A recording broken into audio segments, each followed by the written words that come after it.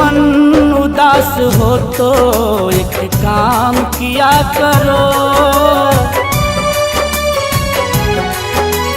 मन उदास हो तो एक काम किया करो, बजरंग बली का हर पल नाम लिया करो, बजरंग बली का हर पल नाम लिया करो। मन उदास हो तो एक काम किया करो, मन उदास हो तो एक काम किया करो, बजरंग बली का हर पल नाम लिया करो, बजरंग बली का हर पल नाम लिया करो।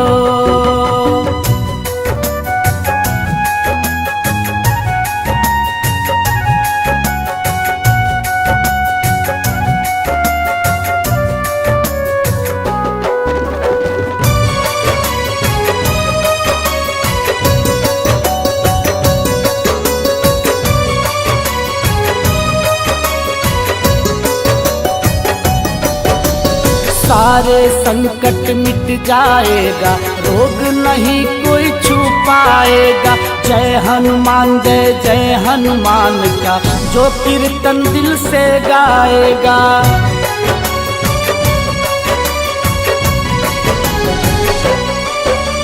सारे संकट मिट जाएगा, रोग नहीं कोई छू पाएगा। जय जय हनुमान का जो कीर्तन दिल से गाएगा। सिया राम के रस को सुबह शाम पिया करो, सिया राम के रस को सुबह शाम पिया करो, बजरंग बली का हर पल नाम लिया करो, बजरंग बली का हर पल नाम लिया करो।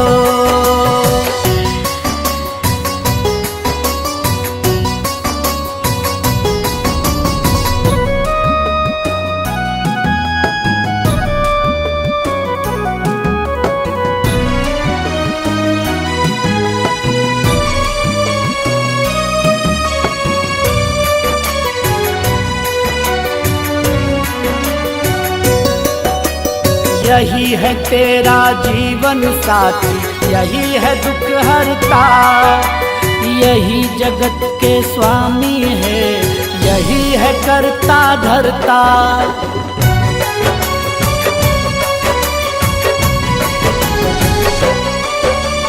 यही है तेरा जीवन साथी, यही है दुख हरता, यही जगत के स्वामी है, यही है करता धरता।